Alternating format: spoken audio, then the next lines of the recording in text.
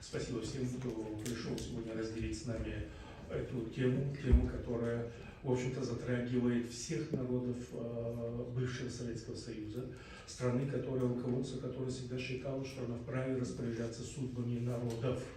Не каких-то конкретных персон, а именно могли ссылать, уничтожать, делать что угодно. Я сам историк, занимался другими вопросами, но в последнее время моя мать заболела Альцгеймером. Она забыла нас всех. Детей, мужа бывшего своего, которого уже похоронен лет 30 назад. То есть она потеряла все, кроме периода депортации.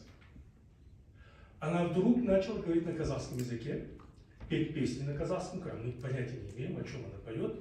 Единственное, все время слышно, что она говорит называет имя Сталина, то есть песни, которые учили в школах Казахстана в 1945-1946 году.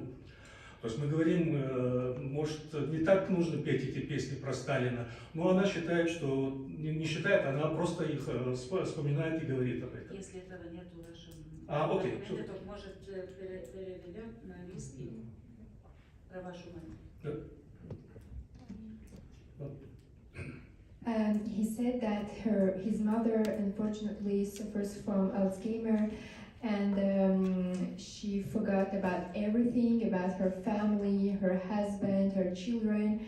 But the only thing that she remembers is the deportation, the Stalinist deportation of the Chechen people, and she sings some songs, some Kazakh songs about Stalin, and they tell her that she can't do that, but she still do because this is the only thing she remembers.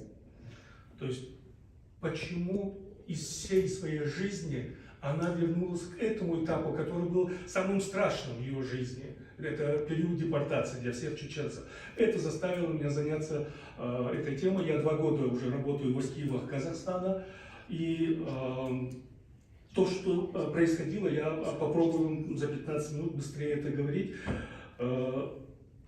С самого начала, если мы вернемся к 1944 году, 1943 даже году, то надо исходить из того, что тотальное выселение чеченцев своей исторической родины объяснялось властью тем, что они были коллаборационистами с немцами, немецкой армией. Но при этом немецкая армия не была в Чечне. Она не пересекала границу Чечни. Фронт проходил до Чечни, до границы Чечни. То есть никак чеченцы не могли встретиться с немцем. С немцами чеченцы встретились в Казахстане, где уже немцы были депортированы с Поволжской немецкой республики, а также других частей Советского Союза, бывшего Советского Союза. И там уже они познакомились. Это были немцы российские, но не были немцы Третьего рейха. За якобы с ними отношения, это чеченцев, ингушей, в общем-то, было решено сослать навечно, как было указано в указе Верховного Совета СССР, ГКО на тот момент, Государственного комитета обороны Советского Союза, которым было решено, что чеченцы и ингуши должны вслед за калмыками, вслед за карачаевцами, должны очистить эту территорию. 31 января было принято постановление, в котором определялось, что вместо того, чтобы как калмыков, которые переселили в Алтайскую, Новосибирскую, Омскую область, то есть в Сибири, было решено, что все эшелоны, которые уже были определены для чеченцев и ингушей, должны быть повернуты на юг, и они должны быть направлены в Казахстан. И 23 февраля 2 часа ночи, операция называлась «Чечевица», но сигнал был «Пантера». 2 часа ночи, после получения этого сигнала, армия, которая была рассредоточена во всех населенных пунктах без исключения, ее население предупредили, армия отдыхает после боев, которые были на Северном Кавказе, поэтому вам ничего не грозит. Но сами конвоиры, которые находились в частных домах у чеченцев, они, в общем-то, иногда, пытаясь, видя, в каком тяжелом состоянии находится та или иная женщина, которая без мужа, с многочисленными детьми, они предупреждали: вас будут выселять, готовьте еду на несколько дней. Но не говорилось о том, сколько дней. В 1944 году, выселение 1944 года, французский историк Стефан Куртуаз в своей книге, очень известная книга «Коммунизм и тоталитаризм», говорит о том, указывает на то, что депортация чеченцев была самым крупным депортацией во всей истории человечества. То есть еще до того, как, например, тех же выселений евреев из Испании, если мы возьмем, выселение мавров из Испании более позднего периода и так далее. То есть все это, если брать, то в истории получается, что выселение чеченцев и ингушей было самым массовым. Почему не немцы, которых было в 2 раза больше, чем чеченцев? Дело в том, что немцев выселяли несколько этапов, не единовременно, как чеченцев. У немцев было, начиная с 1938 года по 1941 год, практически 6 этапов переселения. Поэтому именно выселение чеченцев является самым большим. Для того, чтобы выселить 500 000 чеченцев и ингушей, было задействовано 100 000 войск НКВД. Это официальные данные Берия. Это не чеченцы говорят, это говорит Берия в своем докладе Сталину.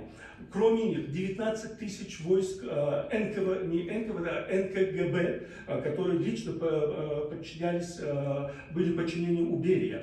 Также были задействованы партийный актив из ближайших республик. Дагестан выделил 7 000 человек, Осетия выделила 3 000, Грузия, Азербайджан выделяли по несколько тысяч. То есть всего было задействовано порядка 130 больше тысяч людей. И это тот момент, когда фронт нуждался в армии, нуждался в людях. То есть вместо того, чтобы 11 дивизий задействовать на фронте, советская армия занималась тем, что выдворяла чеченцев и ингушей. Другой упрек, который делают чеченцам, это то, что якобы они не отозвались на призыв в армию. Во-первых, официально советская власть запретила призывать чеченцев, ингушей, дагестанцев, осетин и других. То есть призыв был добровольный. И если добровольный призыв, то несколько тысяч чеченцев, которые были призваны, их призывали не в армию с оружием в руках, чтобы защищать свое отечество, скажем, хотя это не было их отечеством, Советский Союз не был отечеством для чеченцев, но им давали лопаты, и их заставляли копать противотанковые рвы. Неделю, 2-я, 3-я, мой дедушка, по крайней мере, рассказывал, что после 3 недель копания этих рвов он вернулся обратно в село. Это воспринималось, конечно, как дезертирство, но не было дезертирства тех, которые ушли на фронт. И даже не хотел бы цитировать господина Путина, но даже Путин вынужден был признать, что в Бресте все-таки до конца воевали именно чеченцы и ингуши. Это российский президент, который признал буквально 12-13 лет назад, будучи в Чечне. В итоге было задействовано такое количество людей, что необходимо, и для того, чтобы выселить всех чеченцев и ингушей, понадобилось 180 эшелонов. 180 эшелонов, каждый эшелон по 65 вагонов. Каждый вагон должно было заселено 44 человека. Но на самом деле, когда я вижу в документах Казахстана, по прибытию в Казахстан, я вижу, как представитель колхоза пишет: я взял 2 вагона людей для своего колхоза, и там находилось порядка 130 человек. Почему в 2 вагонах оказалось 130 человек, если должно было быть 44 в одном вагоне? То есть 88, максимум 90 человек для 2 вагонов. То есть эти цифры, которые дает Берия на тот период в отчете Сталину, они приукрашены в силу того, что очень много людей было расстреляно в период выселения. И для того, чтобы их компенсировать, они должны были говорить о том, что их было 65 вагонов. Но 65 вагонов, когда, опять же, благодаря немецким ученым, которые очень детально, очень хорошо рассмотрели вопрос депортации, немецкой депортации в Казахстан, я вижу, что из 65 вагонов в каждом эшелоне порядка 11-12 вагонов это были для военных, для лазарета, для тюрьмы, скажем так. То есть те, которые хотели сбежать, их могли арестовать, и для них выделялся отдельный вагон. То есть здесь мы видим игру цифр со стороны Берии, чтобы прикрыть свои преступления, которые были совершены 23 февраля. Когда мы говорим 23 февраля, опять же говорят, почему так получилось, что чеченцев могли запросто выселить, довольно-таки, скажем так, не было каких-то крупных восстаний против выселения. Дело в том, что 23 февраля, 2 часа ночи, всех мужчин призвали в центр населенного пункта, того или иного, большого, маленького, без разницы. И в этом центре их предупредили. Будет специальное выступление Сталина, и оно адресовано именно чеченцам.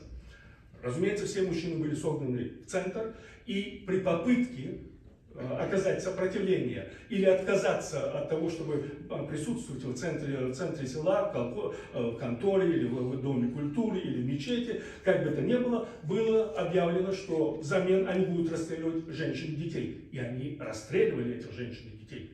И тогда было, в общем-то, вынуждено мужское население смириться с тем, что они не могли своим побегом заставить советских солдат расстреливать его жену, мать, их детей. Также эти вагоны, которые выселяли, чаще всего я всегда читаю о том, что это скотский вагон. Да, они были скотские вагоны. В этих вагонах должны были перевозить всего лишь 3 лошадей. А здесь вывозилось по 60-65 человек только в одном вагоне. Вагон. Что значит вагон? Когда говорят сегодня вагон, мы все себе представляем пассажирский вагон. Но вагон, в котором переселяли и крымских татар, и карачаевцев, и балкарцев, и калмыков, и немцев, это были совершенно другие вагоны. Это было 7 метров в длину, 3 метра в ширину. И все. И в этом маленьком 21 квадратных метров, сколько там метров, должны было находиться вот эти несколько десятков людей. И они предупреждены были, что нужно забрать вещей с собой на 3 дня. Но самый первый вагон прибыл в Казахстан 9 марта. То есть 23 февраля он покинул Чечню, и он прибыл 23 марта. Вагоны отправлялись вплоть до 29 февраля. То есть это не был единовременно однодневный какой-то акт.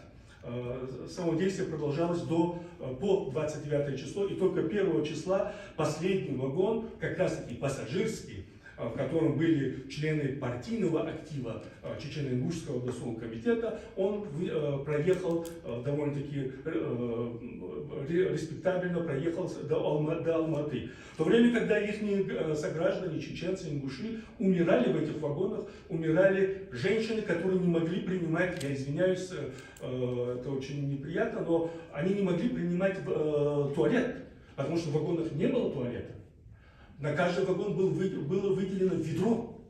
И в присутствии 60-70 человек, эта женщина, девушка, они должны были принимать этот туалет в это ведро. И, соответственно, чтобы этого не произошло, они сутками ждали, когда остановится вагон, и они умирали от того, что у них разрывались мочевые То есть смерть начиналась уже в самих вагонах. Когда Берия говорит, что было всего лишь 1272 человека погибло в пути, это совершенно неправда, потому что когда мы видим списки тех, которые прибыли, это опять же мне немцы подсказали, когда мы видим списки, которые по приезду в Казахстан, мы видим, что разница тех, которые посадили в вагон, и тех, которые приехали, оно довольно-таки неравнозначно.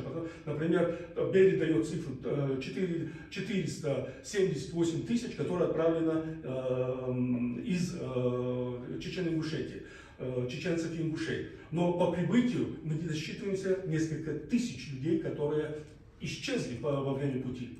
Дальше, конечно, нужно сказать, что умирали не просто от того, что там не было туалета и все прочее, из-за этой скученности, в общем-то, очень сильно и быстро распространялись болезни, особенно цепной тиф, который преследовал практически всех депортированных народов везде и всюду во все эти периоды их депортации.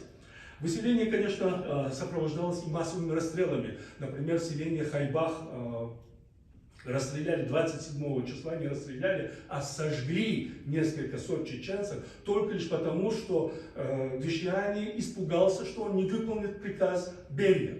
Берия ждал 27 числа Гвишьяне внизу на железной дороге, чтобы посадить последних жителей Галачевского района. Он не смог этого сделать. У него не было этой возможности в силу того, что неожиданно за день до этого повалил невероятный снег, и машины Студебекер, которые Соединенные Штаты подарили для армии, для советской армии, они были употребляемы для того, чтобы вывозить. Любая женщина, старая женщина, чеченка, сегодня очень хорошо произносит Студебекер, я даже не могу. Мне несколько раз надо это про себя проговорить, чтобы не запутаться. Но эти женщины, они очень хорошо запомнили даже название этих машин, на которых их вывозили. Вывозили отдельно мужчин, отдельно женщин и детей. Поэтому, когда они прибывают в Казахстан, власти, официально НКВД, вынуждены признать, что на сегодняшний день 18 с лишним тысяч семей, не человек, 18 с лишним тысяч человек только в Казахстане требуют воссоединения семей, потому что они перепутали вагоны. То есть войска перепутали вагоны. Ну и когда они прибывали на место, в моем представлении до сих пор, хотя я не молодой человек, мне уже 60 лет, но я был уверен, что их всех, когда прибывали эти вагоны, мне казалось, что их должны были принимать на вокзалах Казахстана. А оказывается, нет, совершенно нет, потому что были спецпункты для спецпереселенцев. Эти спецпункты имелось в виду, что они никогда не должны были быть ни в селе и не рядом с селе. Они должны были быть в чистом поле, но единственное, туда должна была быть железная дорога, с которой их снимали. И вот их снимали в открытом поле. В селе, в котором, например, я был в этом селе, я был в этом месте, где их высадили в этом поле, и мне показывали места, где каждая семья имела свою землянку. Потому что те, которые прибыли в таком количестве, надо сказать, что в октябре 43-го, как я сказал, предполагалось, что всех пошлют в Сибирь. Но потом переиграли, и казахи были не готовы. Казахи, имеется в виду не национальность казахи, а Казахская республика, руководство оказалось совершенно не подготовлено. И люди, которых выставили в снег при температуре 35-37, по крайней мере, я проверял по тем документам, которые НКВД дает. Они говорят, что они даже не бегали за спецпереселенцем, потому что они знали, что им некуда деться. Они просто утопали в этой снегу и своим собственным телом пытались разогреть землю, чтобы углубиться в землю. И 3 года спустя советская власть Казахстана докладывает о том, что десятки тысяч людей до сих пор проживают в этих землянках. То есть спустя 2-3 года после депортации. Если говорить также, я не знаю сколько времени, я пытаюсь быстро говорить, совершенно бесправное население чеченцев-ингушей, как и другие спецпереселенцы, в том отношении, что, например, я читаю в Казанлыгинской области, маленький ребенок, ему всего лишь 4 года, он заходит во двор играть с ребятами русскими, которые живут в этом селе. Он хочет поиграть, это 4-летний ребенок, ну что у него может быть в голове? Ничего, он ребенок, и он идет к детям во двор. И хозяин настолько сильно избивает этого ребенка, что отец, дядя и еще один сосед, они прибегают и пытаются спасти этого ребенка. И хозяева и соседи убивают этих 3 взрослых.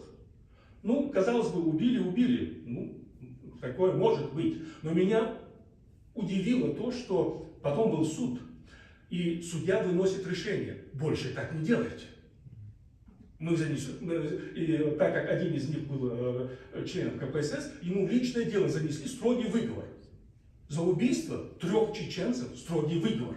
За убийство ребенка. Также Берия вынужден докладывать о том, что, например,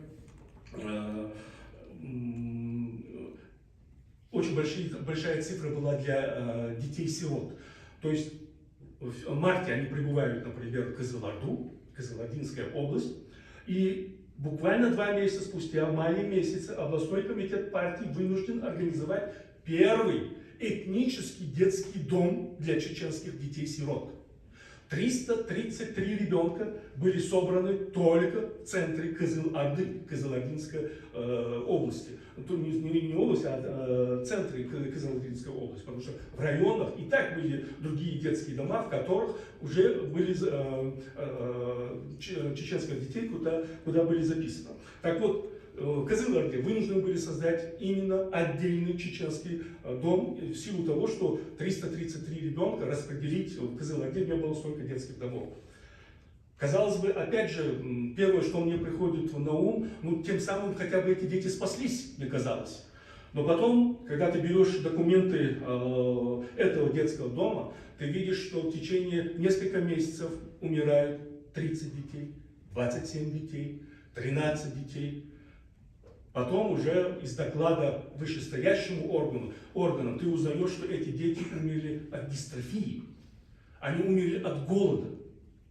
То есть от того, что они были в этом детском доме, совершенно их не спасало.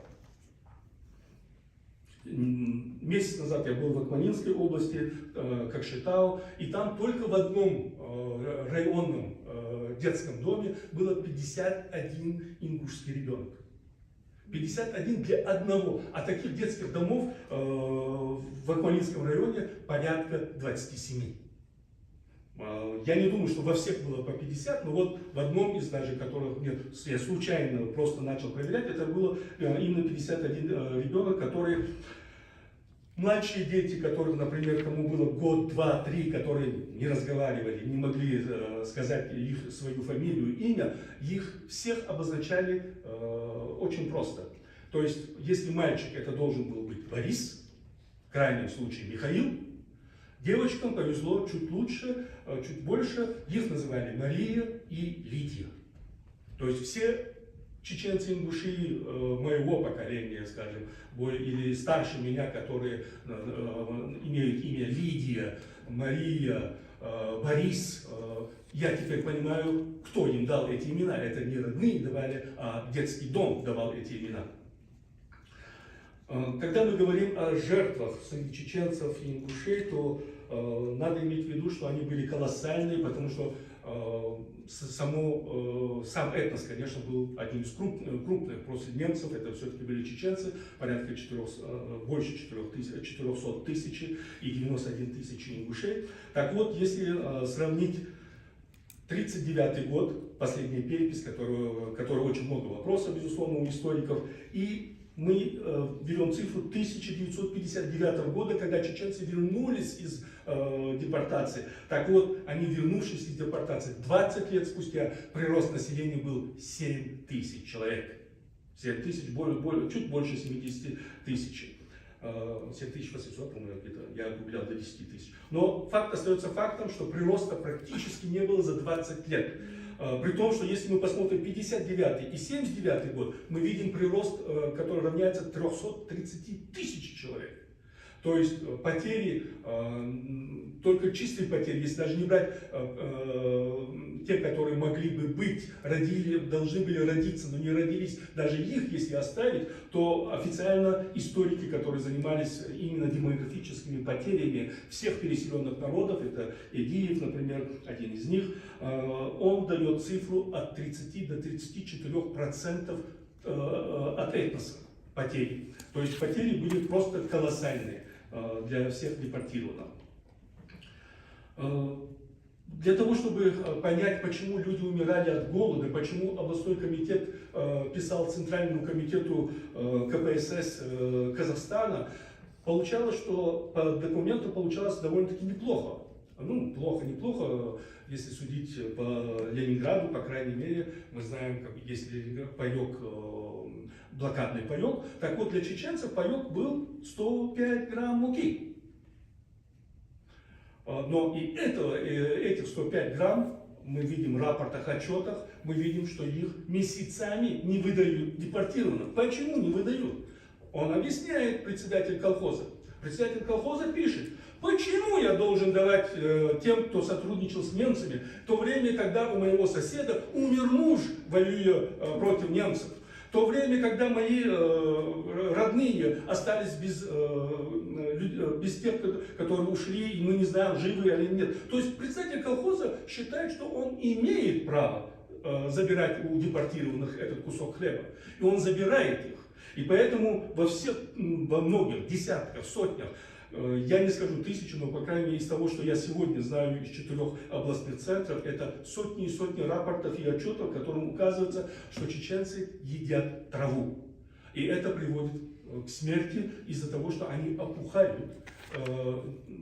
Я думал, что это как-то у любого депортированного есть такая, скажем, историческая память, которая заставляет их видеть все это детскими глазами. То есть как больно они воспринимали, будучи ребенком, они это переносят еще более тяжко. Они говорят, на самом деле это было еще хуже. Я думаю, что это как-то чуть-чуть преувеличено, но когда ты читаешь документы этих же самых коммунистов, которые правили этой страной, ты понимаешь, что эти люди вообще мало что знали и мало что понимали, насколько все было хуже и плохо, чем даже то, что они нам говорили, депортированные, каждой своей семье рассказывая об ужасах. Эти ужасы они не знали. Они не знали, что за изнасилование чеченки опять же давали только строгий выговор.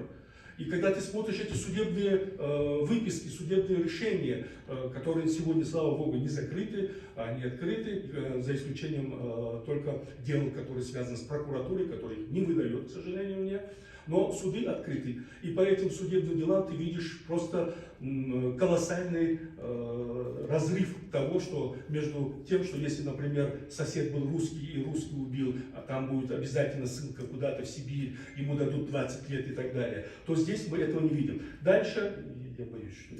Да, дальше, когда их распределили по всем населенным пунктам, чеченцев, ингушей, там, соответственно, уже были карачайцы, потом догонку привезли туда балкарцев, и последними были крымские татары.